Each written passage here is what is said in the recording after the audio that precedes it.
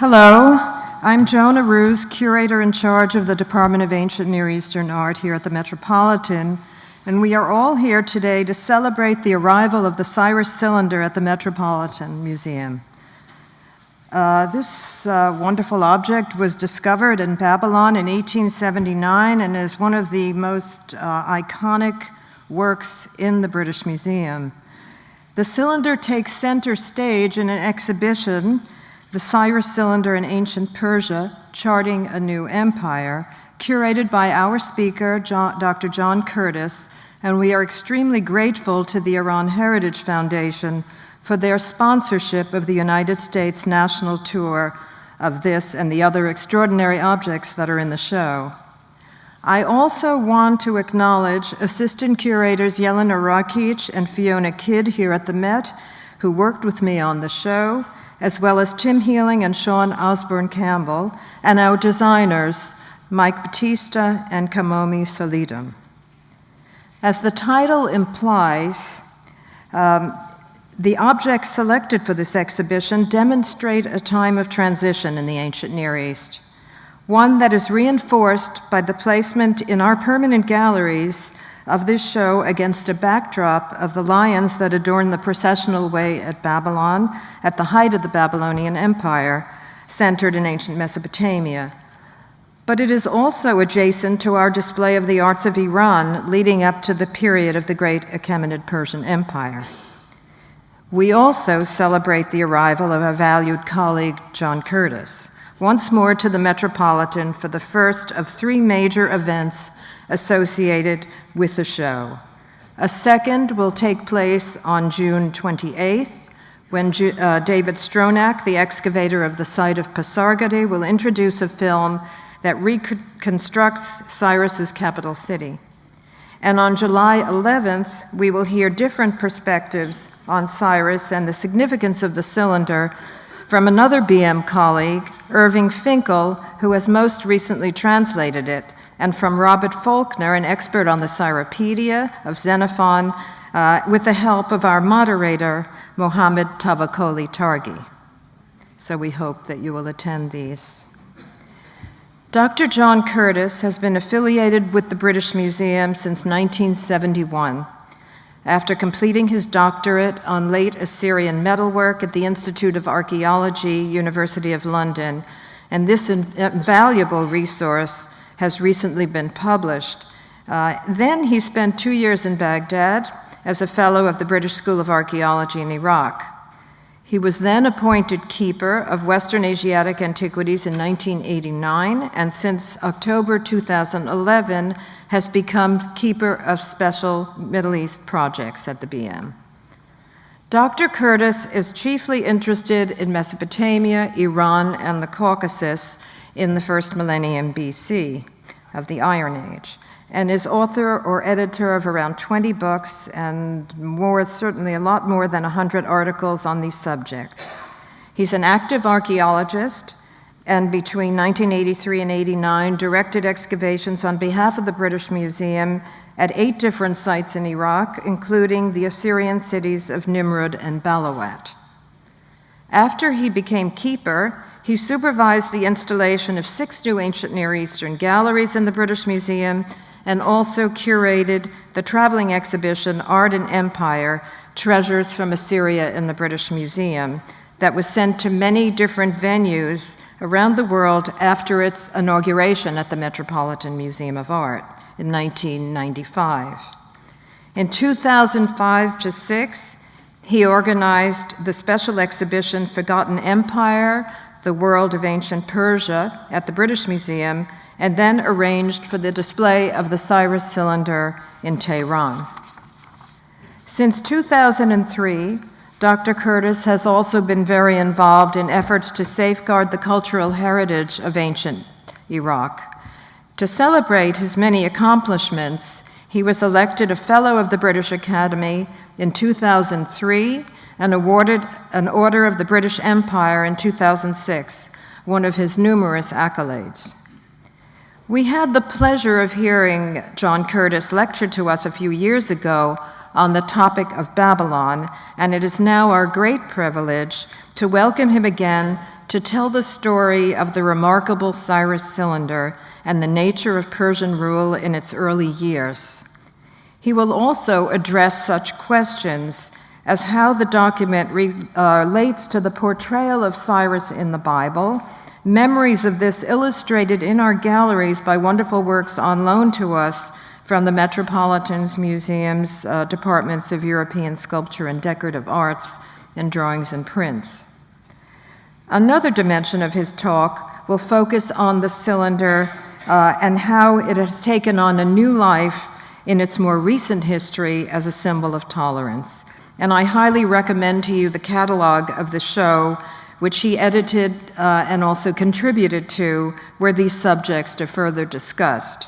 But now please join me in welcoming our dear colleague, John Curtis, who will present a lecture with the title, The Cyrus Cylinder from Ancient Babylon and the Beginning of the Persian Empire.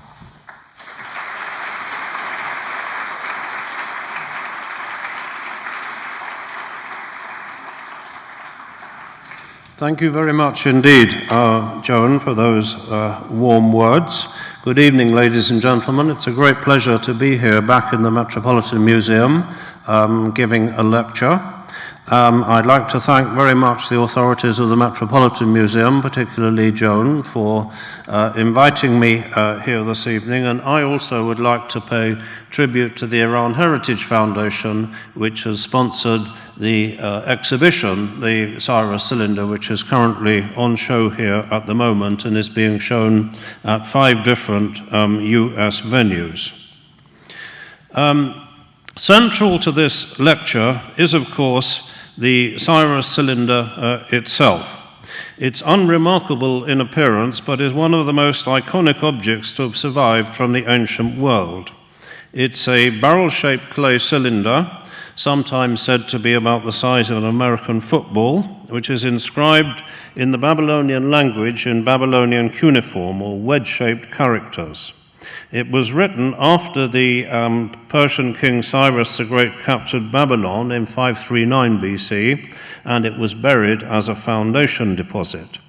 Before describing it in detail, though, I'll try and put it into context by saying something about the early history of the Persians and also of Cyrus. It's generally thought that people speaking Indo-European languages, including tribes who later became to be identified as the Medes and Persians, began to appear on the Iranian plateau from about 2000 BC onwards. When they arrived, they came into contact with civilizations that were already old. In the southwestern part of Iran, Elamite civilization had flourished since at least 3000 BC. That's, oh, sorry, I didn't mean to go on. Anyway, Elam is down in the southwestern part of Iran, where it's marked Khuzestan on that map. And the Elamites had their own language and distinctive cuneiform, it's okay, I'll do it with this, writing system. The origins of these Indo-European tribes and the manner of their arrival in Iran are subjects that are still hotly debated. There are 2 principal schools of thought about the birthplace of the Indo-European language family. One theory localizes this phenomenon in the steppes to the north of the Black Sea, while the other would place it in western Turkey or in Anatolia, believing that the languages spread with the expansion of farming, wheeled vehicles, and horses. How many people might have been involved in these early migrations is particularly unclear, but recent DNA research suggests that numbers would have been quite small. A recent study, based on 938 samples, apparently shows that successive migrations from the Neolithic period onwards have not substantially altered the basic gene pool of the Iranian population. Even if their numbers were small, however, the Indo-European immigrants made a major impact, and by the early first millennium BC, we have documentary evidence for both the Medes and the Persians in western Iran. And the Medes are first mentioned in the records of their powerful Assyrian neighbors in the reign of Shalmaneser III in the 9th century BC. And for the next 200 years, they were to be a thorn in the side of the Assyrians. The Medes and the Assyrians frequently clashed, and the Assyrians encountered the Medes in a series of military campaigns into the Zagros region and beyond. And Median fortresses with towers and crenellated battlements are sometimes shown on the stone wall reliefs in Assyrian palaces. At the end of the 7th century BC, under their king Cyrus, the Medes teamed up with the Babylonians to launch a series of attacks on Assyria. The coup de grace was delivered in 612 BC, when all the major Assyrian cities, including Nimrud and Nineveh, were sacked and destroyed. And this sequence of events gave the Medes a footing on what was then the world stage, and by the middle of the 6th century BC, the Medes were loosely in control of a vast swathe of territory extending from the river Halys in Turkey to the river Oxus in Central Asia. In spite of references to the Medes in the Assyrian and Babylonian records, however, our information about them is tantalizingly inadequate, and part of the problem is that traces of the Medes in the archaeological record are meager. There's just a handful of archaeological sites in Iran that have been identified as Median or having Median levels, including Tepe Nushijan near Hamadan. You can see it here.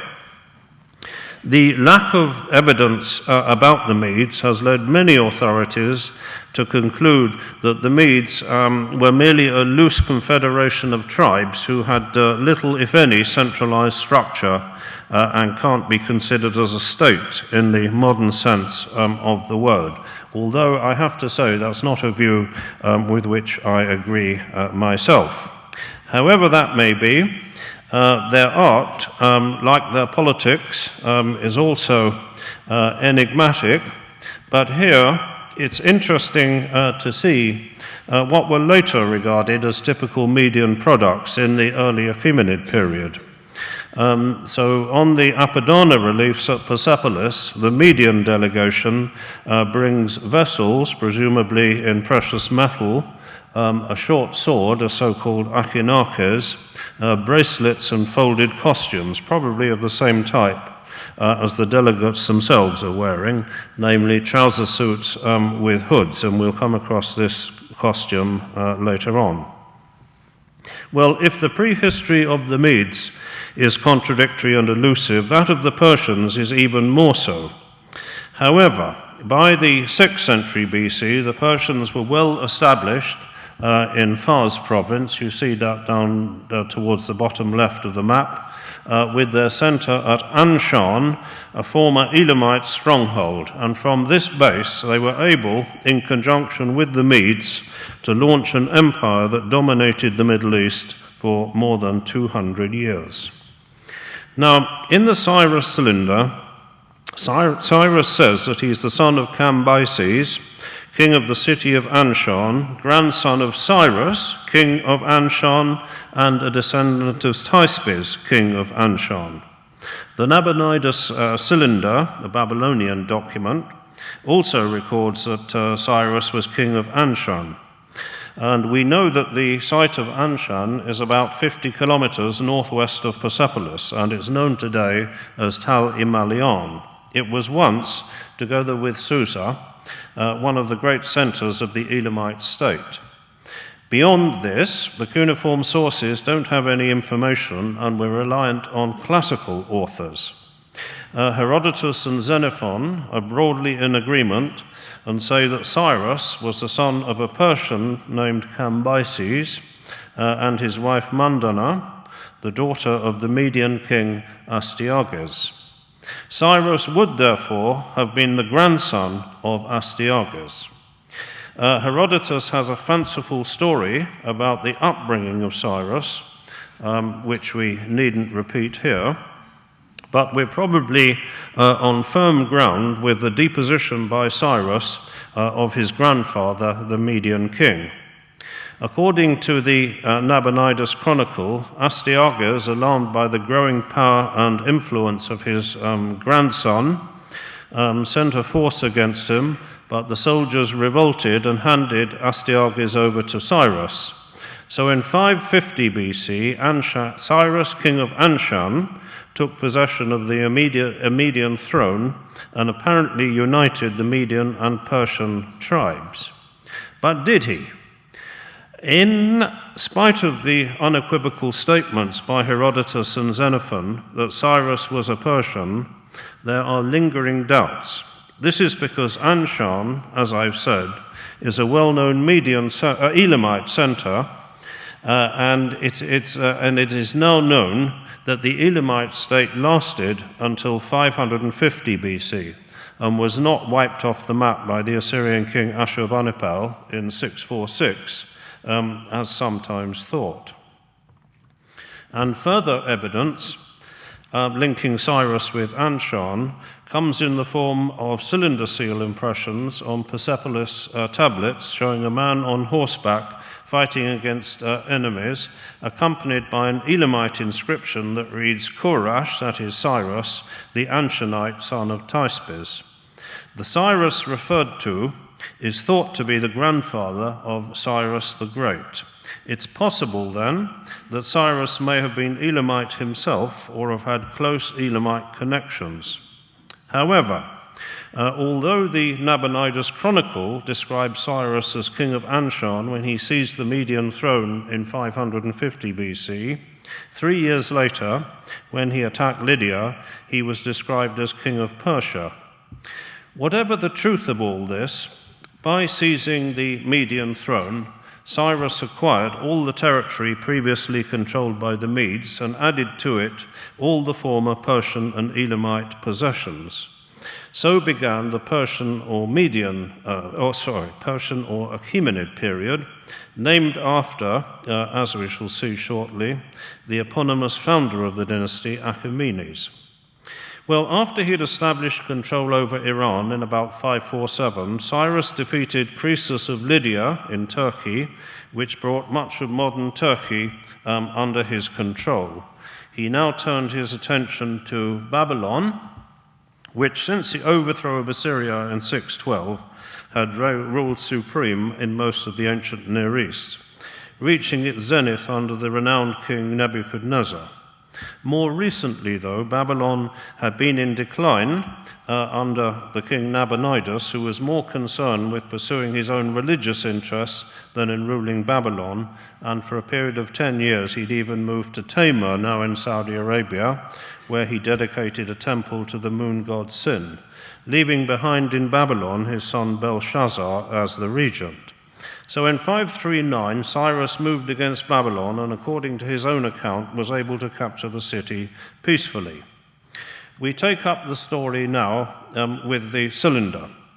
It was found at Babylon, then part of the Ottoman Empire and now in Iraq, in 1879 during excavations supervised by Hormuz Rassam on behalf of the British Museum. A firman from the Ottoman government allowed the export to the British Museum of any antiquities that he found. The cylinder itself was found between February and March 1879, at a time when Rassam himself was actually not at the site. With regard to the exact find spot of the cylinder, in a letter to Samuel Birch, the keeper of the Department of Oriental Antiquities at the British Museum, Rassam wrote that the cylinder had been found at Omran. Now, Omran refers to the mound. So I'm sorry, I'm not doing very well with this pointer. No. Well, anyway. Sorry, I think I'd. better go, yes, no, if I go forward again. Qumran is, if you can see where it says ruins of Babylon, and look down below that, it says Qumran Mounds, just at that bend of the river Euphrates. But 20 years later, in his book Asher and the Land of Nimrod, Rassam wrote that the cylinder was found in the ruins of Jimjima, and this is the name of a village, meaning skull in Arabic, which is marked on a map by the German archaeologist Robert Koldewey as DD, and you can see that the spot which he marks DD is just at the south of the mound of Qumran ibn Ali. So the two accounts given by Rassam are not necessarily in conflict with each other. Well, let's now look at the evidence from the cylinder itself. If it was indeed wholly or partly a building or foundation deposit, it ought to mention the building or feature under which it was buried, and indeed it does. In the text, Cyrus says that he strengthened the defenses of the inner city wall, Imgur Enlil, and he also says that he completed the quay wall made up of baked bricks alongside the river Euphrates. Now, you can see, I'll try this once again, perhaps. No.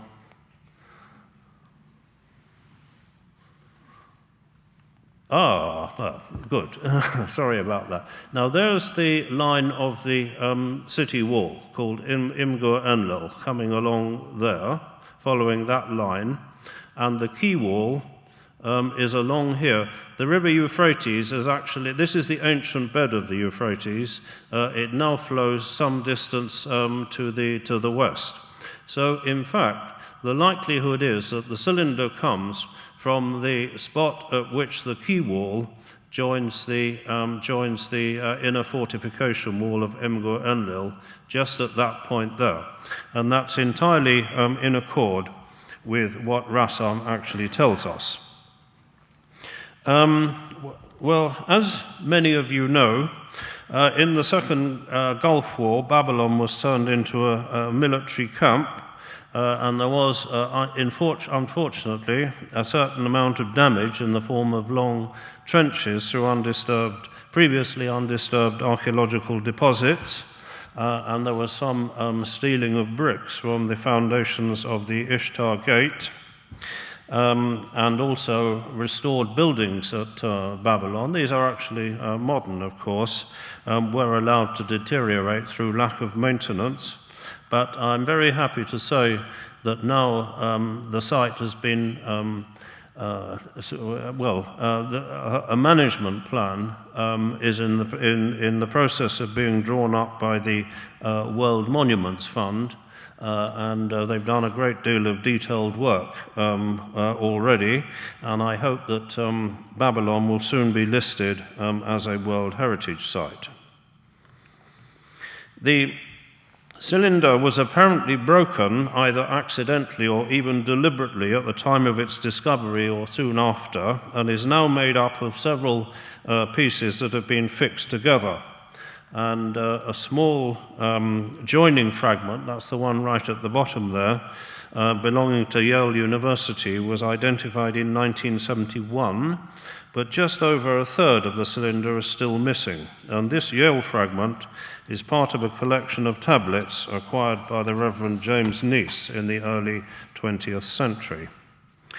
Well, the text of the cylinder is written in parallel lines extending from one end of the cylinder to the other, and all or parts of 45 lines of the text are preserved, while about 20 or more are completely missing.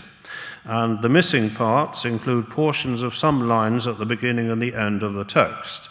And the cylinder was evidently written by a Babylonian scribe who was familiar with Babylonian textual and literary traditions. And the style is Babylonian, and some sentences recall earlier texts of the Neo-Babylonian period.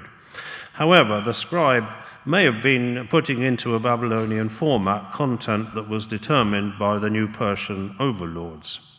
So what does the cylinder actually say? It records that Nabonidus had neglected the sanctuaries of various gods and had shown lack of respect for Marduk, king of the gods. We read, "He did yet more evil to his city every day." Individual gods were angry that they, or statues of them, had been brought to Babylon.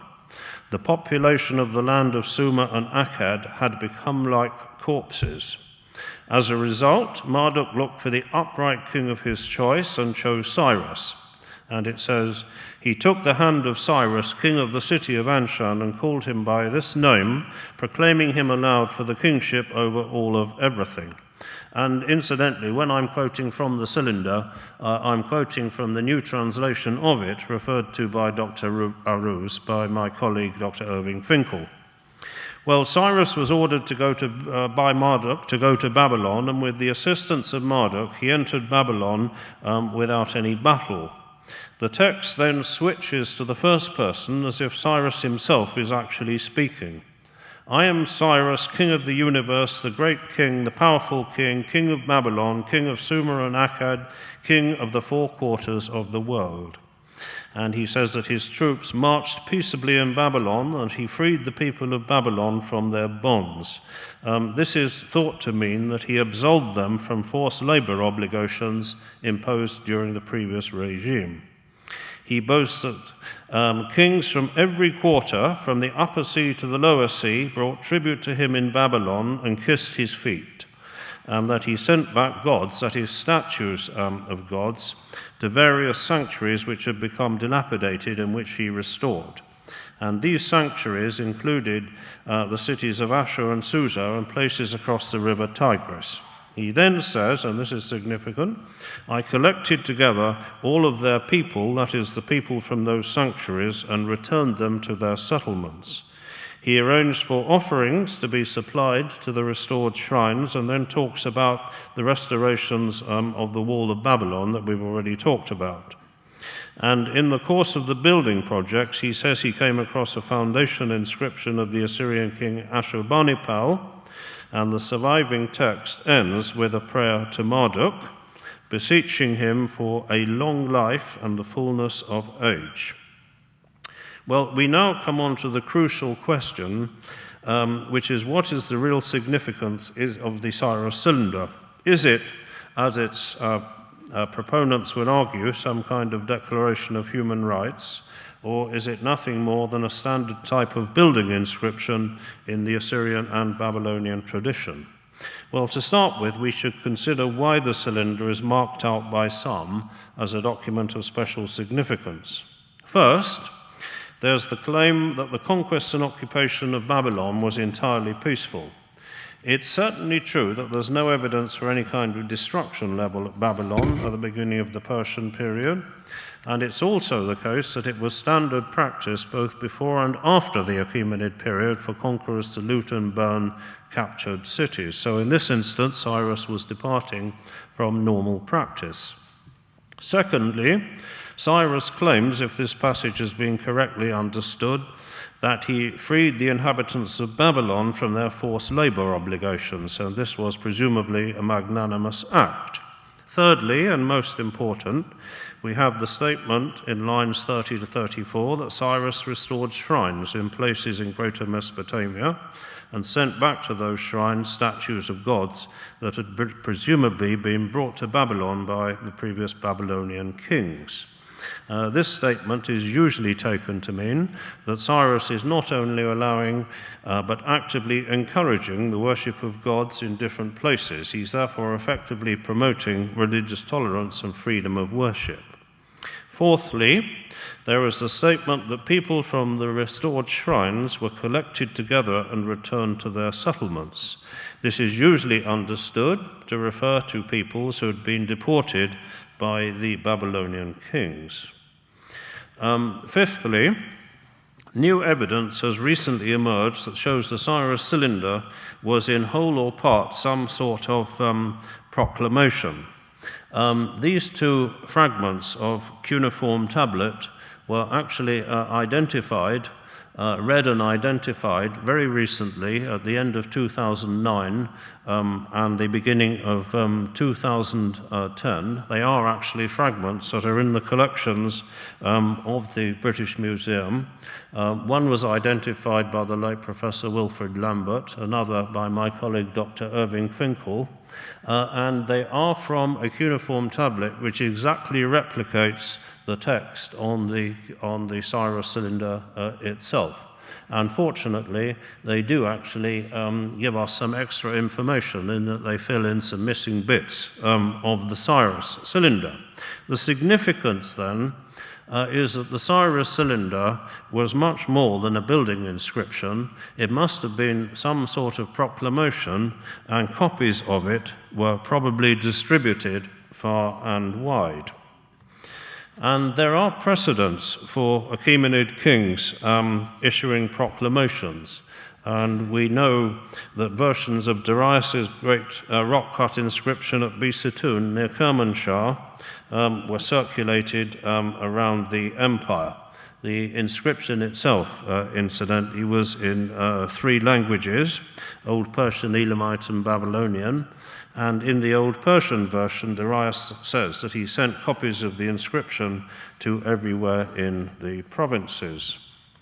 And we've also got the evidence of a stela found at Babylon, which actually reproduces on the reverse the Babylonian version, or part of it, of the Bisitun inscription. And there's even an Aramaic version of the Bisitun inscription found at Elephantine in Egypt. It seems almost certain then that Cyrus issued a proclamation of the same kind. So we've cited 5 reasons why the Cyrus cylinder might be viewed as an unusual and extraordinary document. But skeptics argue that the Cyrus cylinder is a foundation inscription of typical Babylonian type and doesn't depart from the traditional model, either in terms of its shape or its content. So they compare the Cyrus cylinder with barrel cylinders of the preceding Babylonian and Assyrian kings and argue that Cyrus is merely following standard Babylonian practice. Well, here we have to say the fact that the cylinder is written in Babylonian style and using Babylonian phraseology is irrelevant, as we know that it was written by a Babylonian scribe in, of course, the Babylonian language. It's certainly true that some parallels can be found in the foundation inscriptions of Assyrian kings, particularly Esarhaddon and Ashurbanipal. And Esarhaddon does talk about returning god statues which have been plundered and brought to Babylon. So it is possibly true that Cyrus was following precedent when he sent statues of gods back to the shrines from which they'd been seized. Skeptics also argue that by sending back god statues, Cyrus was doing nothing very remarkable, and they point to the fact that, as we shall see, Achaemenid kings, possibly including Cyrus, although they were worshippers of Ahura Mazda, this doesn't mean that they didn't respect other deities. So in the cylinder, we see that Cyrus acts in accordance with the wishes of the Babylonian god Marduk, who he calls my lord. And in other contexts, he supports different gods. He also undertook restoration work at Waka, where there was a sanctuary of Ishtar, and he was also active at Ur, where there was a sanctuary of Sin, the Babylonian moon god. And we know from the Persepolis fortification tablets from the time of Darius that official funds were set aside for providing rations for religious ceremonies offering a variety of Elamite, Babylonian, and even Iranian gods. In fact, it was customary at this time for kings to respect other people's gods and even to recognize that they had authority in their own country. And we see the same sort of thing in the Bible. So in the books of Ezra and Nehemiah, Yahweh is presented as the God of the Israelites, not as the only God who prevails over the whole world. Cyrus then lived in a pluralistic world where it was customary to pay tribute to a number of gods, even if your main allegiance was to a single national god. And in the cylinder, skeptics say, by returning the god statues, Cyrus was sending a signal that he was happy for the status quo to continue.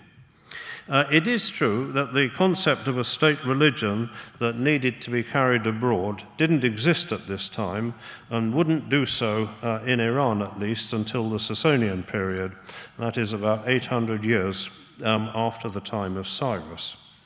Well, set against these objections, we have the statement that in addition to the god statues, people, that is deportees, were returned to their settlements. This doesn't seem to be part of the usual rubric of Assyrian or Babylonian inscriptions. We also have the claims that Babylon was occupied peacefully, that the inhabitants were freed from forced labor obligations, and the new evidence that supports the notion that the cylinder was some kind of proclamation. I think we can conclude then that the cylinder does show evidence of a departure from the standard foundation inscription. So what are the implications of the cylinder? The message is not so much about religious tolerance, but more about political pragmatism. In the space of just 11 years, Cyrus was confronted with the problem of how to control the First World Empire. He chose to do so, it seems, by compromise rather than confrontation. For this, he earned the admiration and gratitude of his contemporaries. So let's now see how Cyrus was regarded by the biblical and classical writers. Both portray him as an enlightened, if not benevolent, ruler. Firstly, there's the evidence of Cyrus in the Bible. Well, at the end of the second book of Chronicles and the first book of Ezra, we're told that because of the wickedness of King Zedekiah, the Lord allowed Nebuchadnezzar, king of Babylon, to attack Jerusalem. He slaughtered many of the inhabitants, carried off to Babylon the temple treasures, burnt the temple, and deported to Babylon the inhabitants who had survived the massacre. Then the Lord God of heaven empowered Cyrus to rebuild the temple in Jerusalem, and Cyrus decreed that all Judeans should return to Jerusalem to help in the rebuilding of the temple, both physically and financially. Cyrus also returned to Jerusalem all the temple treasures that Nebuchadnezzar had seized. So the Bible tells us that Cyrus liberated the Judeans from their Babylonian exile and sent them back to Jerusalem to rebuild the temple. As we've seen, the Cyrus cylinder doesn't mention Judah or the temple in Jerusalem, but that's because it's concerned with events in Greater Mesopotamia. Given that it refers to the restoration of shrines and the repatriation of deported peoples, it seems entirely reasonable to connect the biblical story with the account in the cylinder. And for the Judeans, the return to Jerusalem and the building of the Second Temple were clearly momentous events. And this is reflected by the view of Cyrus in the book of Isaiah, where he's referred to as the Lord Shepherd, and to his anointed, literally his Messiah. We also have the testimony of the classical authors. Herodotus of the 5th century BC greatly admired Cyrus, and Xenophon of the 4th century made him the subject of a novel or a political romance called Cyropedia. And this book is based on the life of Cyrus, although it's partly fictional, and it presents him as an ideal ruler. And incidentally, it's a measure of the impact that the book has had that Cyropedia is said to have been required reading alongside Machiavelli's The Prince for some of the founding fathers of the USA, including Thomas Jefferson, who actually had 2 copies. The conclusions then are that Cyrus was a remarkable ruler and that the cylinder should be regarded as a very special document, and this is certainly corroborated by the Bible and classical sources. The year 539 BC, when Cyrus captured Babylon, is usually taken as the foundation date of the Persian Empire. Possession of Babylon brought with it control over the former Babylonian Empire that extended as far as the Mediterranean coast. Already then, in the reign of Cyrus, the Persian Empire extended from Central Asia to the Levant. But what of Babylon itself? As we've seen, Cyrus didn't destroy Babylon, and in the Cyrus cylinder, he says, "I founded my sovereign residence there within the palace at Babylon, amid celebration and rejoicing." There are also references in Xenophon's Cyropedia to a palace or palaces at Babylon in the time of Cyrus. But which palace or palaces are we talking about? Up until now, the only building at Babylon that's been certainly identified as a Persian building is that small structure there, which is a small columned hall of Persian type with a single portico. And as you see, it's tacked on to the west side of what is known as the southern palace of Nebuchadnezzar. And this building had red plaster floors of the same type as the Persian palaces at Persepolis and Susa, and glazed bricks and a column capital with bull protomes were found nearby. And this palace used to be attributed to Darius, but now believed to date from the reign of Artaxerxes II. In any case, it's a very small building, only about 35 meters long, and it's more of a pavilion than a palace. It certainly wasn't an administrative or residential center. So where were Cyrus and his successors based? Well, the Belgian archaeologist Herman Gasch has really recently come up with an intriguing suggestion. He proposes that a certain architectural device visible in some of the palaces at Babylon is of Persian origin. This is a plan known in French as the salle aux quatre salons, or in English as the room with 4 pilasters or 4 buttresses. And there's a good example of this type of plan in Darius's palace at Susa.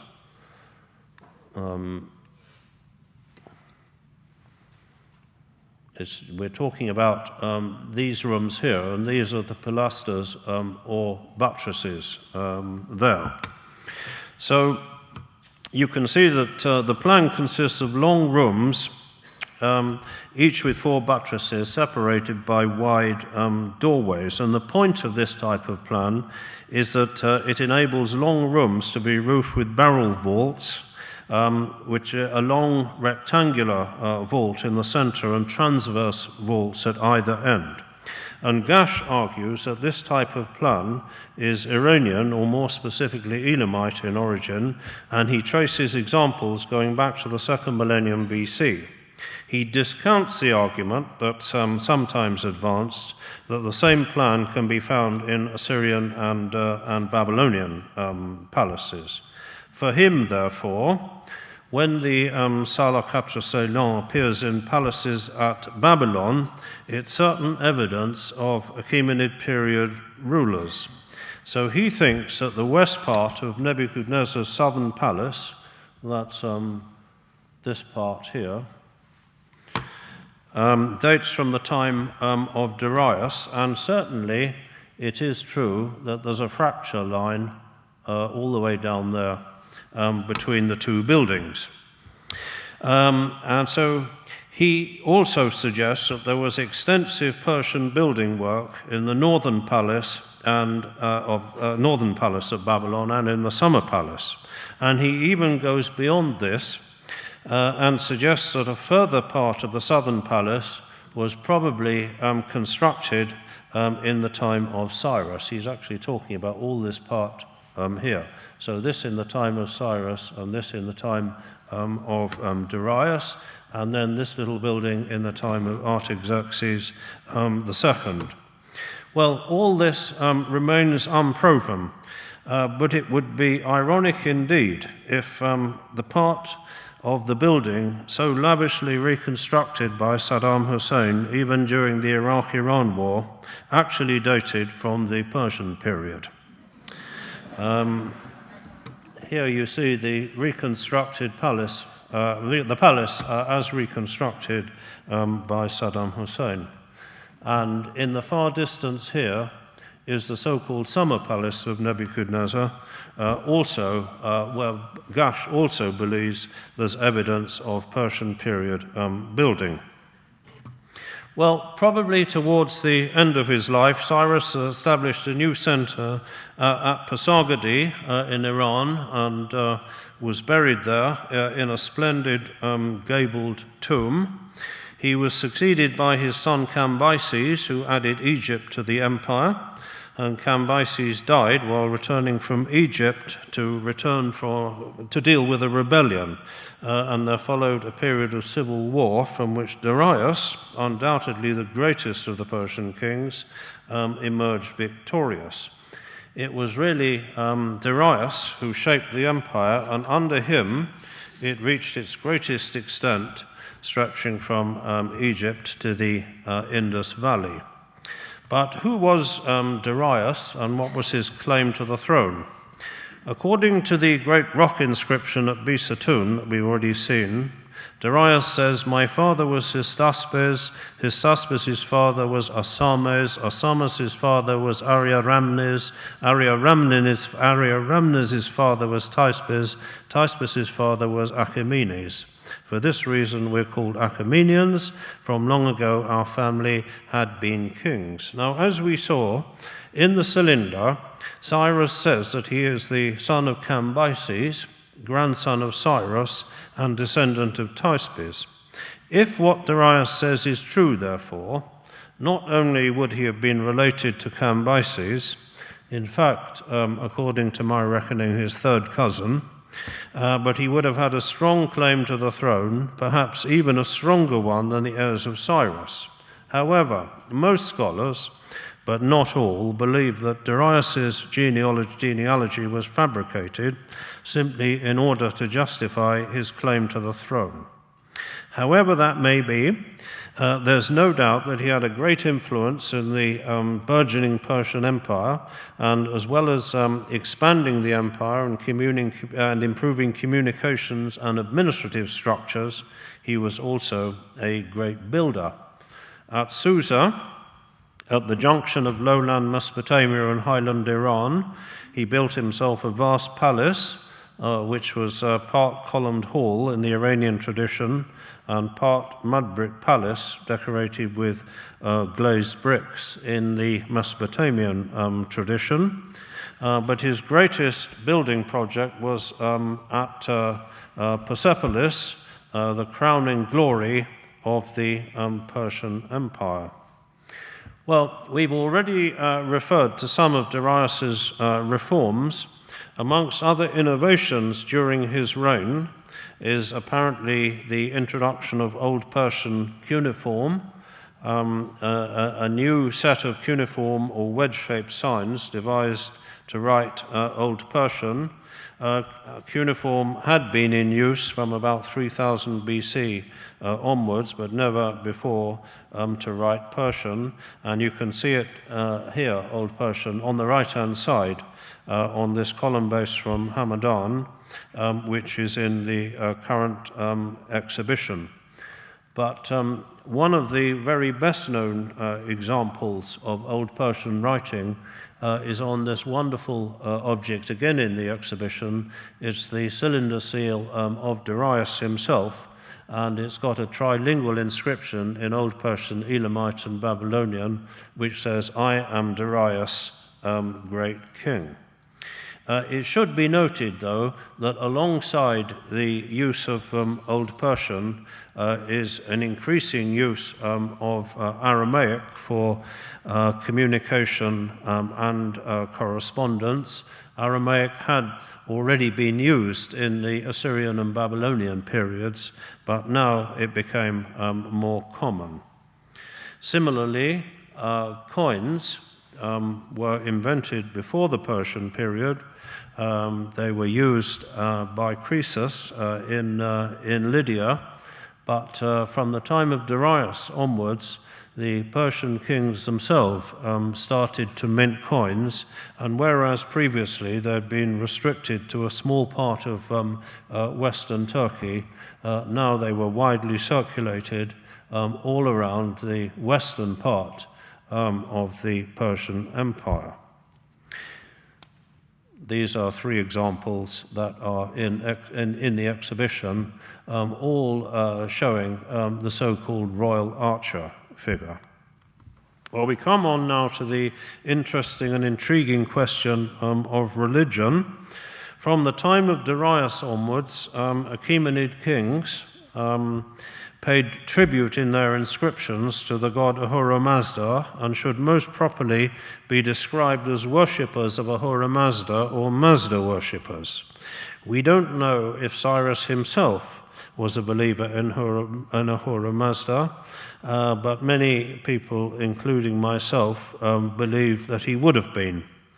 Now, Ahura Mazda is the supreme god in the Zoroastrian religion, but it's unclear whether the Persian kings were Zoroastrians in the sense that they were aware of and followed the teachings of the prophet Zarathustra, known as Zoroaster in Greek, who reformed the ancient religion centered on Ahura Mazda.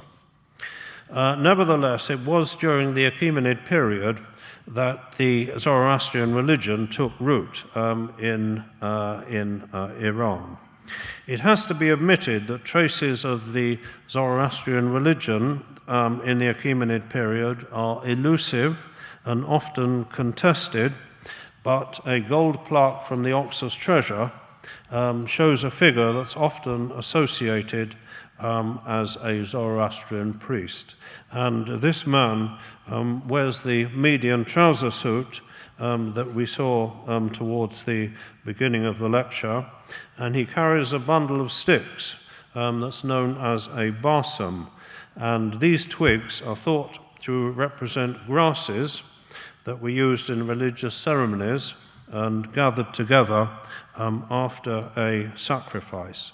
And incidentally, in the Oxus treasure, which was found on the north bank of the river Oxus in what's now Tajikistan, there are 25 gold plaques showing figures in median costume holding barsums of this kind. Also, from the Oxus treasure, and again in the exhibition, is a gold bowl, one of the wonderful examples of Achaemenid tableware. And again, we've got the evidence of innovations and new practice at this time. What's very interesting here is that the bowl is actually decorated on the underside rather than on the top side, so that it can be seen when it's being held up aloft by the drinker rather than when it's filled with liquid and sitting on a table.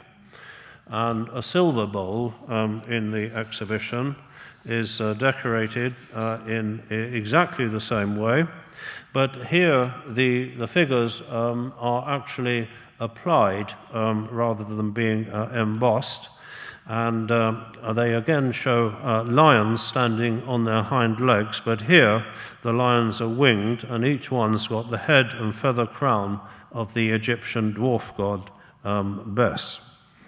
Then lastly in the exhibition we have one of the most spectacular objects in the Oxus treasure. It's yet another icon of Achaemenid art, this massive gold armlet with terminals in the form of winged griffins, and originally it would have been inlaid with precious stones, glass and paste, producing a very bright and multicolored effect. And this technique of inlaying, which is known as inlaid polychrome decoration, is a characteristic feature of the Achaemenid period. And it's also interesting to note that bracelets of this kind were regarded were very highly regarded in the Achaemenid period, and they're shown on the Apadana reliefs at Persepolis, being brought by 4 different delegations as presents for the Assyrian king. This particular delegation, as you see, is coming from Lydia in western Turkey. Well, to return to the Cyrus cylinder, its importance was recognized almost immediately after its discovery. The text was read by Theophilus Pinches on the left-hand side, very soon after its arrival in the British Museum, and it was published by Henry Creswick Rawlinson in the Journal of the Royal Asiatic Society for 1880. However, there was no thought at that time that the cylinder had special connotations for human rights or freedom of expression, and there was no hint of the notoriety that the cylinder was later to acquire. And matters stood in that way until the 1960s, when phrases like the first Bill of Human Rights seem first to have been used, but exactly by whom is now not quite clear. However, by 1967, in his book The White Revolution of Iran, Mohammad Reza Shah Pahlavi was calling the cylinder the world's first declaration of human rights, and in 1971, the Cyrus cylinder was made the official symbol of the celebrations held to mark the 2,500th anniversary of the founding of the Persian Empire by Cyrus the Great, to give it its official title. At this time, the cylinder was lent very briefly to Iran and was on exhibition for just 4 days in the Shahyad Tower, renamed now the Azadi Tower. And it's interesting to note that reverence for the Cyrus cylinder has outlasted the monarchy that promoted it in the first place. It became an Iranian icon during the time of the Iranian monarchy, and rather surprisingly, it's also been adopted as an icon by the Islamic Republic. And when it was exhibited, the cylinder, in the National Museum in Tehran in September 2010 to April 2011, it was seen by up to 500,000 people. Well, as we've seen, the cylinder is not the first declaration of human rights. It wasn't intended to be anything of that kind, and indeed the concept of human rights didn't exist at that time.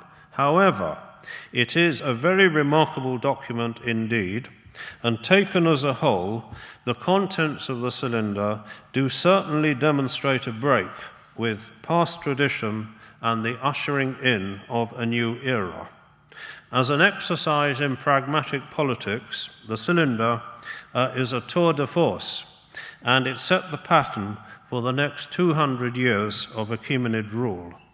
This was a period when there were many developments and innovations spread over a very wide area. It was indeed a time of change and a new beginning. Thank you very much indeed.